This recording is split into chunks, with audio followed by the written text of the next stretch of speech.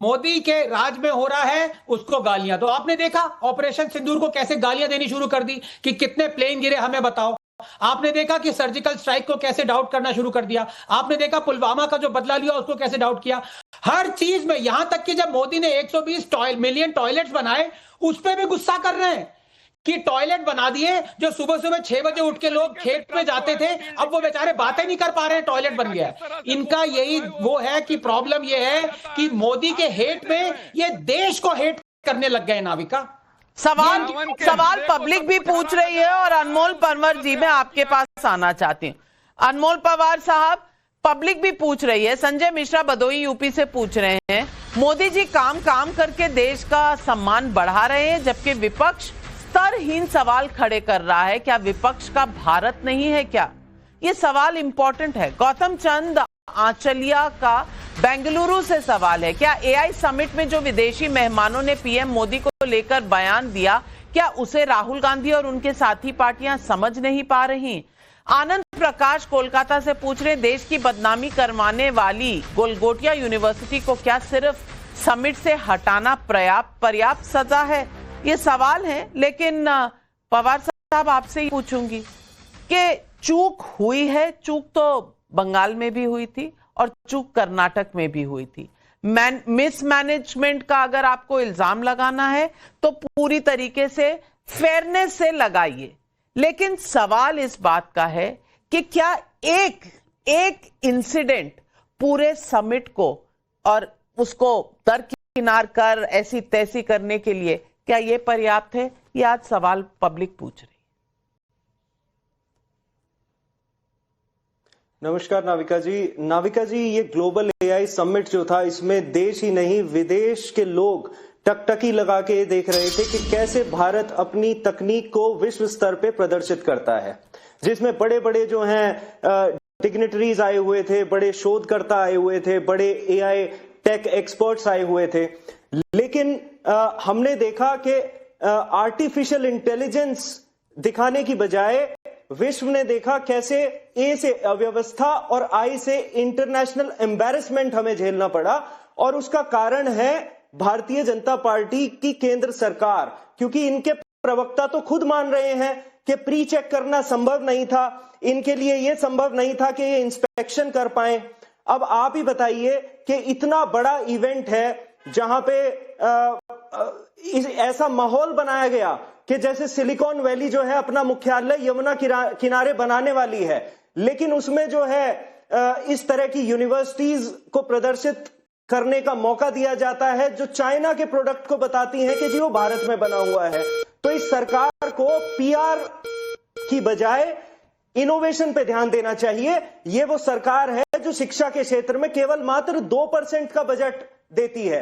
तो अगर ये एआई की बात करते हैं तो ये पहले शिक्षा प्रणाली को मजबूत करें और हमारे देश की जैसी इन्होंने अभी किरकिरी कराई है, जैसी मिट्टी पलीत कराई है, वो ना हो। हमारी केवल ये कोशिश है कि इमेज बिल्डिंग की बजाय, एडवर्टाइजमेंट की बजाय सरकार का वाकई में ध्यान जो है इस पे होना चाहिए कि किस तरह से हमारे देश से जो पूरे विश्व ने उम्मीदें लगाई हुई हैं उस पे हम खरा उतरें।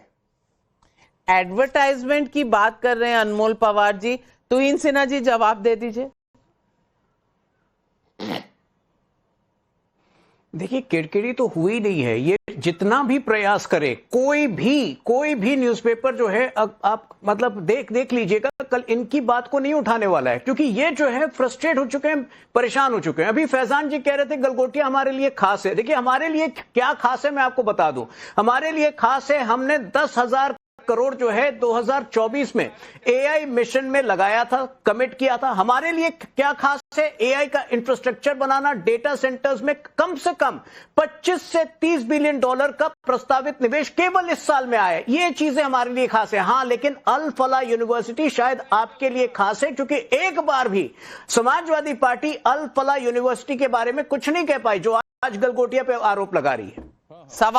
सवाल तुषार गुप्ता जी से पूछूंगी। तुषार गुप्ता जी, अब तमाम लोगों का कहना है कि भाई ये तो चाइना को बेच दिया। अब चाइनीज ड्रोन जब राहुल गांधी ने चलाया था वही कांग्रेस पार्टी शांत बैठी हुई थी, तब कोई सवाल नहीं था।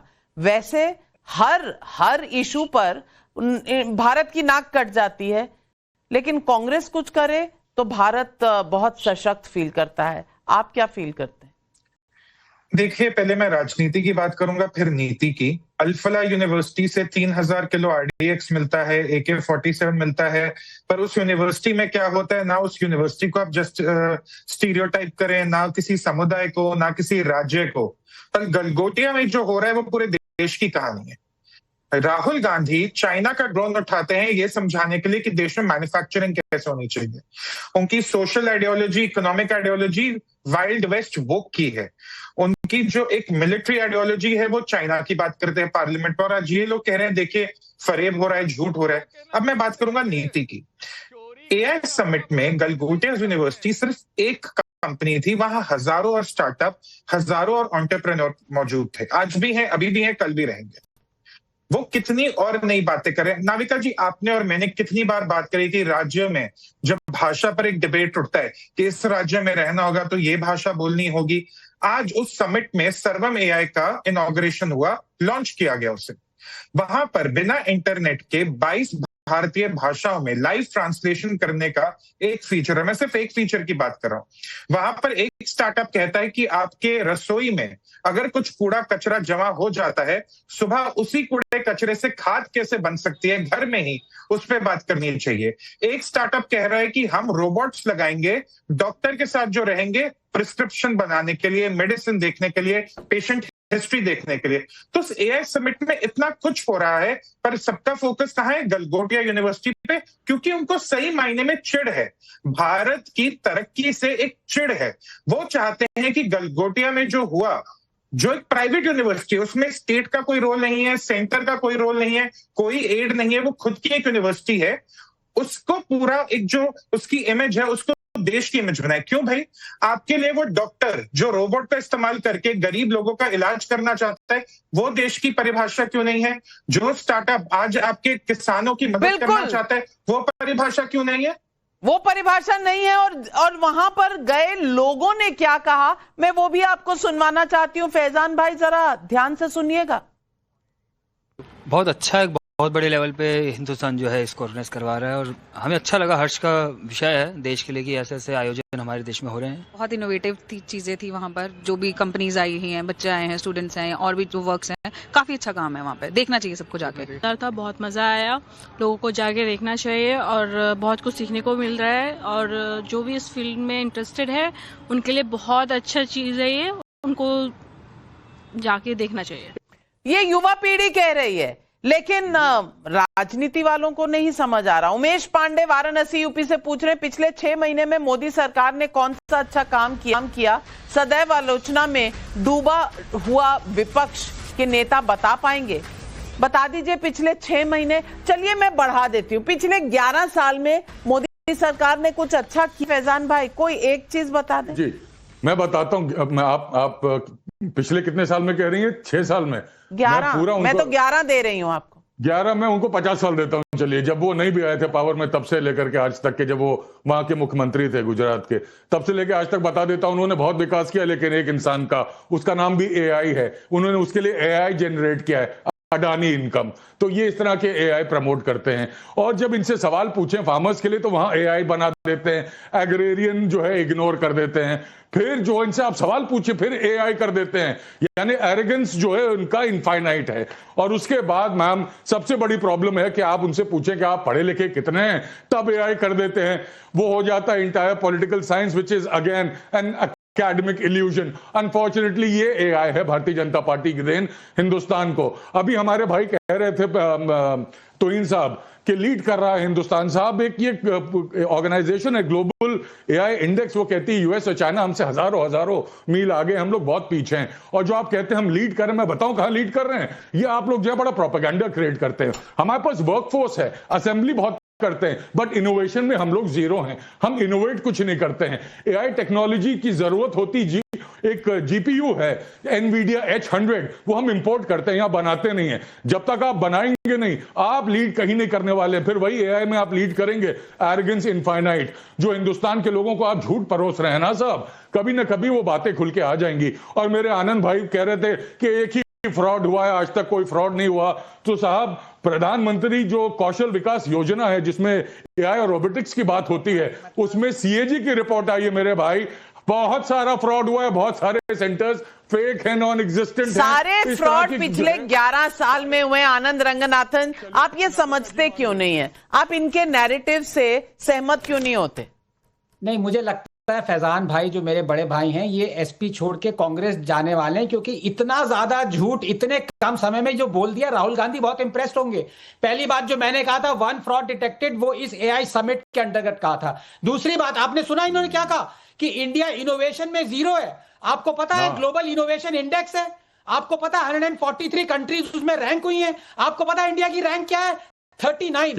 मोदी को जितना हेट करना है कर लो फैजान भाई, बीजेपी को जितना हेट करना है कर लो, तंगी कह लो, गालियां दे दो। लीड कर रहे हैं, कौन सा मैथ है आपका? ये कौन सा मैथ है आपका सरकार? देश को हेट मत करो, देश से नफरत मत करो फैजान भाई, देश से नफरत मत करो। लीड समझते हैं फैजान भाई, को लीड समझते हैं। अरे भैया 39 है, 39 से ऊपर टॉप 3 में जाना है। कोई गोल सेटिंग तो होगी कि खाली आपको काला काला अंधकार ही नजर आना चाहिए? फैजान भाई, यही होती है गोल सेटिंग कि आज हम 39 पर हैं, कल हम 20 पर जाएंगे, फिर हम 5 पर जाएंगे, फिर हम 3 पर जाएंगे। लेकिन कमलाकर त्रिपाठी, अब क्या करें?